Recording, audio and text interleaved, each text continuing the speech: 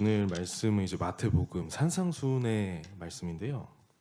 이 산상수훈이란 건 무엇이냐면 산에 올라가 하신 말씀이라고 해서 이제 산상수훈이라고 보통 이렇게 부르는데요. 5장을 보시면 5장 1절 말씀에 예수께서 무리를 보시고 산에 올라가 앉으시니 이렇게 나오고 있습니다. 그래서 오늘 말씀 6장에 있는데 산에 올라가 앉아서 하신 말씀 중에 6장 말씀이 있는 것입니다. 그리고 8장 1절을 한번 보십시오. 8장 1절에 보시면 예수께서 산에서 내려오시니 이렇게 되어 있습니다. 그래서 5장부터 8장까지 산상수훈의 말씀이 이어지고 있고요. 그 가운데 6장 말씀 우리가 함께 읽었습니다. 산에 올라갔다라고 했을 때 우리가 연상되는 사람이 있습니다. 한 사람. 그 사람이 바로 모세죠. 모세가 산에 올라가 하나님의 계명 율법을 받은 것을 우리가 떠올리게 합니다. 그런데 오늘 이 산에 올라가서 예수님은 율법을 수여 받으신 것이 아니라 말씀을 가르치십니다. 율법의 수여자가 되십니다. 모세보다 탁월하고 모세보다 뛰어난 어떤 분이시라는 것을 알 수가 있습니다. 모세는 산에서 율법을 받았지만 예수께서는 율법을 수여하신 분, 여호와 하나님이시고 삼위일체 이위격이신 성자 하나님이심을 우리는 알 수가 있습니다. 모세는 출애굽을 시켰다면 예수님은 우리를 인류의 궁극적인 문제, 죄와 사망의 포로로부터 우리를 출애굽시키신다는 것을 우리가 이 말씀을 통해서 생각해 볼 수가 있습니다. 그래서 우리를 사탄의 나라, 죄와 사망의 나라로부터 해방하셔서 그 포로로부터 자유케 하셔서 아버지의 나라로 옮기시는 그 아버지의 나라의 백성들이 살아가는 삶이 어떠한 것이냐, 어떻게 살아가야 되냐라는 말씀이 오늘 6장 말씀이라고 할 수 있습니다. 즉 천국 백성의 삶에 대한 가르침을 말씀하고 있는 것이죠.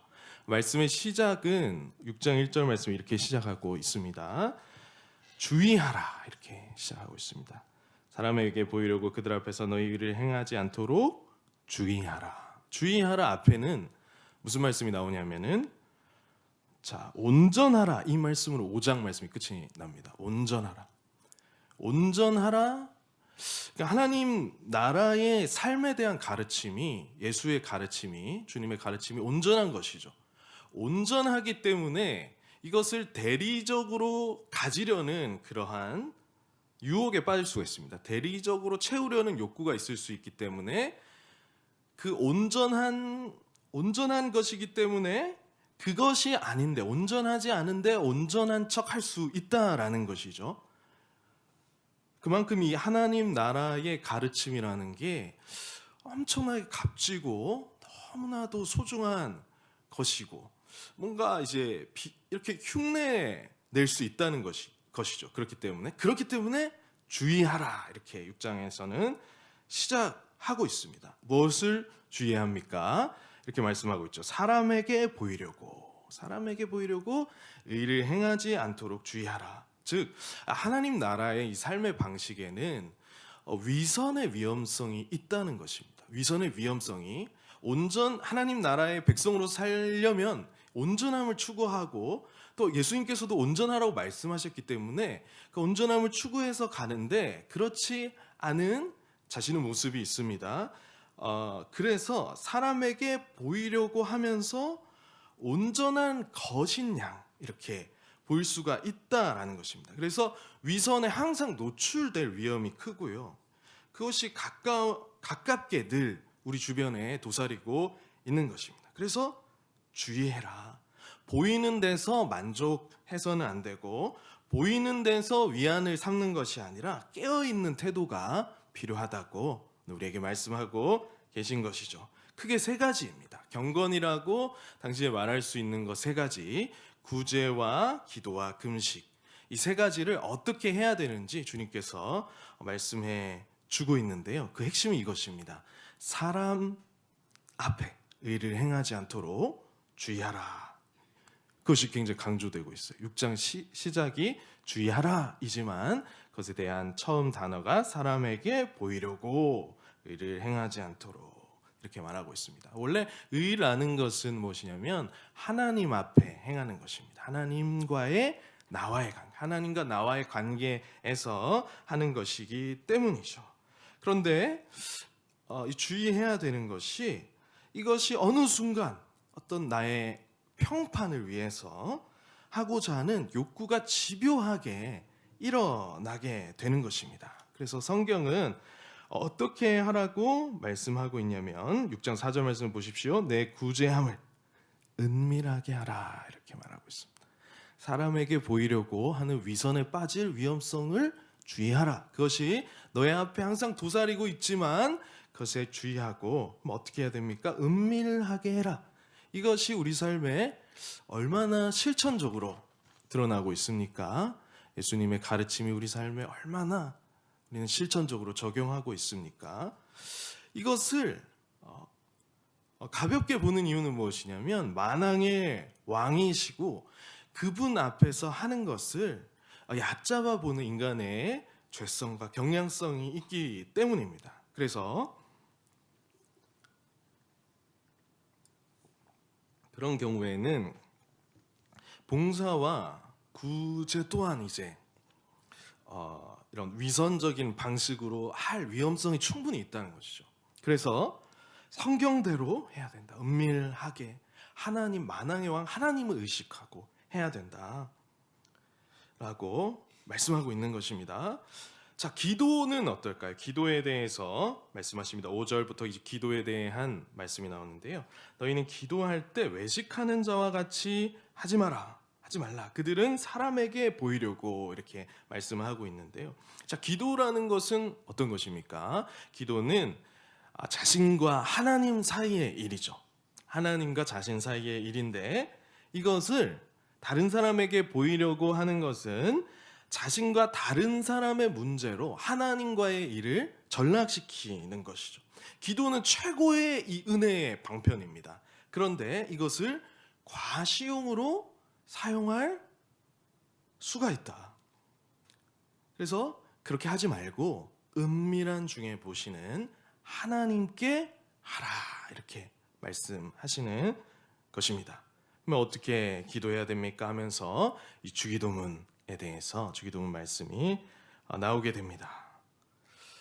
오늘 함께 읽으신 것처럼 9절 말씀을 보십시오. 그러므로 너희는 이렇게 기도하라. 하늘에 계신 우리 아버지여. 사실 원어에는 어떻게 되어 있냐면은 Father, 파테르 이렇게 되어 있습니다. 아빠, 하나님을 아빠라고 부르도록 그렇게 예수님께서 하셨습니다. 아빠, 아버지의 이름이 거룩히 여김을 받으시옵소서 이렇게 시작하는 겁니다. 하나님과의 우리와의 관계가 아주 친밀한 아버지와의 자신과의 관계라고 얘기를 하고 있고 그만큼 소중한 것이죠. 그리고 그 기도의 시작이 무엇이냐면은 하나님 나에게 무엇을 주세요. 나에게 뭘 허락해 주세요. 이게 아니라 아버지의 이름이 거룩히 여김을 받기를 원합니다. 라는 것입니다. 우리 인간 존재의 목적이 무엇입니까? 하나님의 이름이 거룩히 여김을 받는 것입니다. 그 영광을 드러내는 것입니다. 그것이 먼저입니다. 그래서 세 번 다 하나님을 위한 간구가 드려집니다. 우리의 목표는 무엇입니까? 하나님을 영화롭게 하는 것이죠. 나라가 임하시옵소서.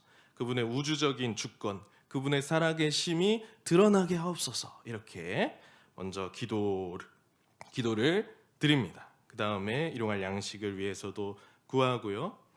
또 자신의 이제 용서를 하겠다는 그런 기도를 드리죠. 내가 용서하지 않으면서 용서를 하라는 것은 이게 온당치 못한 요구이기 때문에 내가 용서하겠습니다 주님 하고 용서의 은혜를 경험하는 그런 기도가 있고요. 또 시험에 들지 말라는 기도. 시험이 항상 있는데 시험에 들지 않을 수 있겠습니까? 그것은 시험을 당할 수 있지만 의를 지킬 수 있도록, 의를 행할 수 있도록 도와주십시오라는 그러한 어법이라고 할 수가 있습니다. 네, 이 기도는 하나님께 하는 것이다라는 이 말씀에 이어서 금식에 대한 말씀이 이제 16절부터 18절까지 나오게 되죠. 이 금식은 누구를 위해서 하는 것이냐? 다 포인트가 여기서 동일합니다. 사람에게 보이려고 하는 것이 아니라 하나님 앞에서 하는 것이다. 하나님을 기쁘시게 해드리는 것이다. 우리가 하는 어떤 경건의 목적들이 주님을 위해서 하지 않으면 그것은 100% 사람을 위해서 하는 것입니다.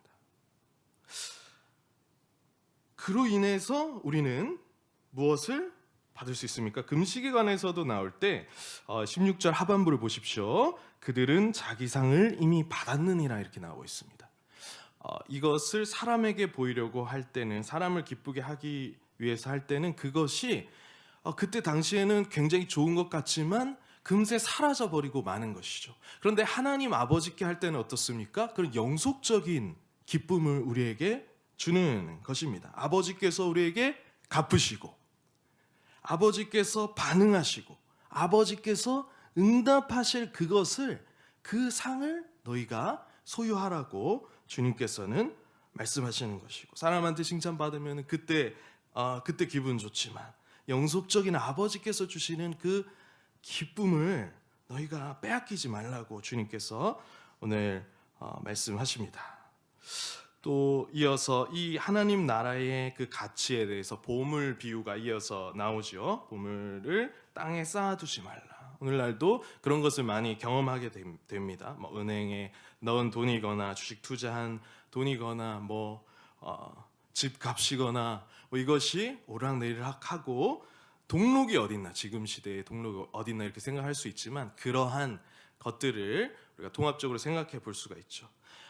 하나님께 투자해야 된다. 하나님 앞에서 해야 되고, 하나님 앞에 우리가 보물을 둘 때, 그 마음을 둘 때 양립할 수 없는 그런 하나님 나라의 절대적인 가치를 가지고 있다는 것을 알아야 된다. 두 주인을 섬길 수 없다는 것을 알아야 한다. 24절 말씀에 그렇게 나오고 있습니다. 그분이 아버지시다, 아빠시다. 몸을 줬는데, 더 중요한 걸 줬는데 입을 옷을 주시지 않겠느냐? 입을 줬는데 음식을 주시지 않겠느냐?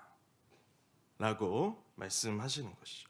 더 중요한 것을 주시는 분은 그것보다 덜 중요한 것 또한 당연히 주시는 분이시라는 것이죠. 이렇듯 우리의 경건의 행위가 하나님 아버지께 은밀하게 해야 된다는 것을 계속해서 말씀을 하고 있고요. 그분에 대한 절대적인 신뢰와 그 나라의 가치에 대해서 6장 말씀은 말씀하고 있습니다. 마지막으로는 염려로 6장 말씀이 마치게 되는데요. 그러므로 내일을 위하여 염려하지 말라. 34절 말씀이 이렇게 마칩니다.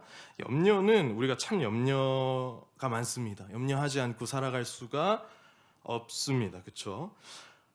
그런데 이제 우리가 하는 대부분의 염려가 일어나지 않을 일에 대한 염려, 이미 일어난 일을 바꿀 수 없는 일에 대한 염려, 그런 파괴적인 염려가 굉장히 많다라고 해요. 그것은 천국 백성에게 어울리지 않는다는 것입니다. 어울리지 않고, 그러니까 너희들이 염려를 아예 안 할 수는 없겠지만 내일이 염려할 것이다. 내일은 아버지께 속한 것이니 아버지께 맡겨라. 그러면 어떻게 해야 되냐? 구하라. 33절 보십시오. 먼저 그의 나라와 그 일을 구하라. 끊임없이 천국의 가치, 하나님 나라의 가치를 구하면서 살아가라. 하나님을 중심으로 하여서, 하나님을 의식하면서, 하나님 나라의 일을 위하여서, 하나님의 영광을 위하여서 그렇게 끊임없이 그것을 구하고 살아가라. 하나님의 교회, 그리스도의 몸된 교회를 위하여서 구하면서 그렇게 살아가라. 아무것도 염려하지 마라. 이것이 너희에게 절대적인 가치를 지니는 것이다 라고 주님께서 오늘 우리에게 말씀하시는 줄 믿으시기 바랍니다. 하나님 나라의 가치의 우선순위를 두고 하나님께서 주실 상을 기대하면서 그분을 절대적으로 신뢰하면서 살아가시는 저와 여러분들 되시기를 예수님의 이름으로 축복합니다. 제가 기도하겠습니다.